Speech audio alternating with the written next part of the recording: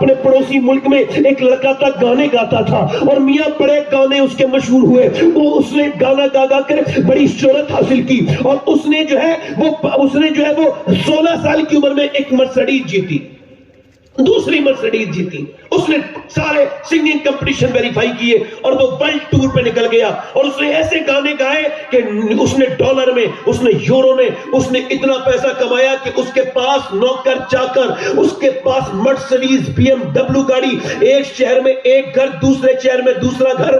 مگر جب برا وقت آتا ہے تو بتا کے نہیں آتا. اس نے 19 سال کی عمر میں شادی کی اور پھر اپنا گھر بھی بنوایا. 23-24 سال کی عمر میں گانے گا رہا تھا, گانا گاتے گاتے گاتے گاتے اچانک گر گیا.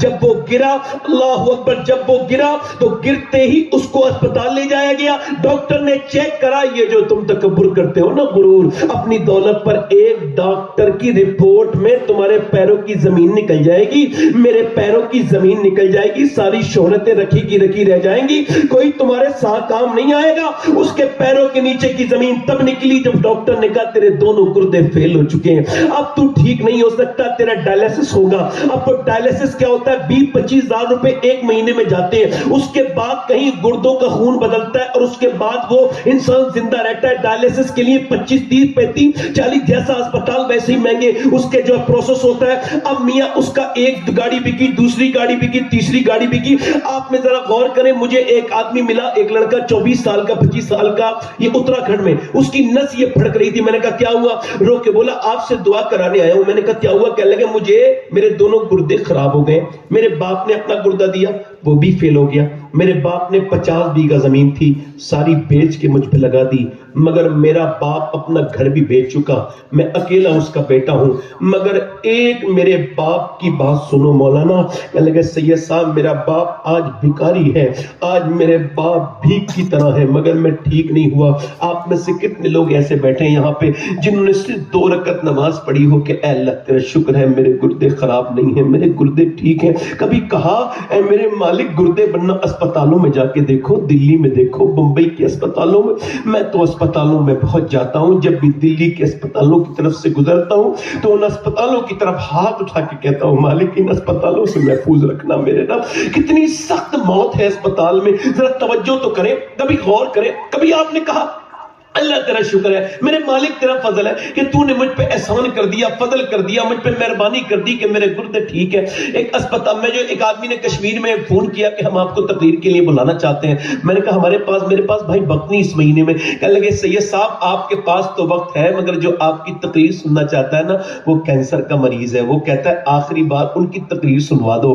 تو مجھے بڑی اس میں مجھے حیرت ہوئی, میں کہ اس لائق انسان نہیں, میں تو بڑا خراب, مگر میں پہنچ گیا. تقریر کر کے میں نے اس سے پوچھا, اس کا نام محمد سلیم تھا. میں نے کہا سلیم بھائی کیا حال ہے؟ کہنے لگے اللہ کا بڑا شکر ہے. میں نے کہا میں نے سنا ہے آپ کو کینسر ہے. کہنے لگے کینسر سنا ہوا نہیں ہے سید صاحب, مجھے بمبئی ٹاٹا اسپتال نے لکھ کے دیا ہے کہ تجھے کینسر ہے اور 2 مہینے میں تو مر جائے گا. میں نے کہا پھر شکر کس بات کا؟ کہا اسی بات کا شکر ہے کہ اللہ کی کتنی بڑی نعمت ہے کہ کچھ لوگوں کو اچانک موت آ جاتی ہے, اٹیک سے, ایکسیڈنٹ سے مر جاتے ہیں, مگر رب کریم کا شکر ہے کہ 2 مہینے پہلے پتا چل گیا کہ مجھے مرنا ہے. تو چونکہ میں بہت گنہگار ہوں تو سوچتا ہوں کہ 2 مہینے جب رہوں گا تو ضرور میرا رب مجھے معاف کر دے گا. سید صاحب میں نے کینسر کے پہلے بھی نمازیں پڑھی تھی, میں نے کینسر کے پہلے بھی, مگر اب جب کینسر کے بعد نماز پڑھتا ہوں, جب سر اپنا سجدے میں رکھتا ہوں تو آنکھیں ڈبڈبانے لگتی ہیں. مجھ کو لگتا ہے کہ واقعی میں میرا سجدہ اب ہو رہا ہے.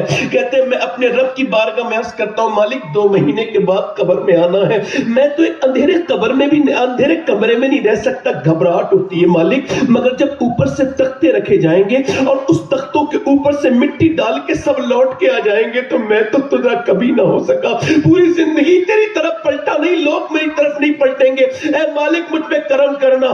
کہتا ہے جب سجدے میں سر رکھتا ہوں, میں نے جب رکھتا ہوں تو آنکھیں ڈبڈبا جاتی ہیں. اقبال کہتا ہے کبھی سربا سجدہ جو میں ہوا کہیں تو زمین سے آنے لگی صدا, تیرا دل تو صنم آشنا, تجھے کیا ملے گا نماز میں, تجھے کیا ملے گا نماز میں. اللہ اس کی مغفرت کرے, سلیم اس کا انتقال ہو گیا. میں عرض کرتا ہوں کتنے کینسر کے مریض ہیں کہ اسپتال میں ایک بوڑھے کو جو ہے وہ अस्पताल में लाया गया है, उसको जो है ऑक्सीजन लगाई गई है, 1.5 दिन में 90,000 का बिल देख के बूढ़ा रोने लगा है। डॉक्टर ने कहा पैसे ज्यादा लगते हैं, हम कुछ कम कर देंगे। कहा नहीं नहीं, अल्लाह ने इतना नवाज रखा है कि सारा अस्पताल आपका खरीद सकता हूं खड़े खड़े। कहा फिर बड़े मियां रोते क्यों हो? कहा बस यही सोच के रो रहा हूं, तेरी इस मशीन से ऑक्सीजन की मैंने 1.5 दिन सांस लिया, तूने 90,000 का बिल बिठा दिया।